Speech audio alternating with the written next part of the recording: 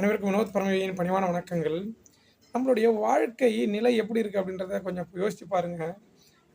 பலனை எதிர்பார்த்தே பயணம் பண்ணக்கூடிய ஒரு சூழலா ஆயிடுச்சு இப்போ. ஏன்னா, நமக்கு என்ன பெனிஃபிட்ஸ், என்ன பலன் கிடைக்கும் அப்படின்றதே நம்ப நெனச்சுக்கிட்டே பயணம் பண்ணிக்கிட்டு இருக்கோம். உதாரணத்துக்கு எந்த ஒரு செயல்பாடு நம்ம செஞ்சாலுமே அதில என்ன benefit? What are the benefits? அப்படின்ற ஒரு கொஸ்டின் வந்து ரைஸ் ஆகுது. ஸோ நீங்க பெனிஃபிட்ஸ நாடி நீங்க பயணம் பண்ணிக்கிட்டே இருந்தீங்க அப்படின்னாக்கா, உங்களுடைய பயணம் வந்துட்டு நிறைவு பெறாது. அதில ஒரு மகிழ்ச்சிய நீங்க காண முடியாது. தயவு செய்து நீங்க பயணம் பண்ணிக்கிட்டு இருங்க. கண்டிப்பா அதற்கான மகிழ்ச்சி, அதற்கான பலன்கள் வந்து பின்பு கிடைக்கும். நீங்க என்ன நெனச்சுட்டீங்க அப்படின்னா, நம்ப பயணம் பண்றதே வந்து பலனுக்காக தான் அப்படின்ற ஒரு சூழல நீங்க உணர்ந்து, பயணத்த நீங்க மறந்துர்றீங்க. அந்த பயணத்தில என்ன நம்ப உணர்றோம், என்ன நம்ப லேர்ன் பண்றோம், என்ன கத்துக்கிறோம் அப்படின்றத நீங்க அடியோடு மறந்து, அந்த பலன நாடியே உங்களுடைய வாழ்க்கைய வீணடிச்சுட்டு இருக்கீங்க. தயவு செய்து நீங்க பயணம் பண்ணும்போது பலன எதிர்பார்க்காதீங்க. புரியும் நம்புறேன்.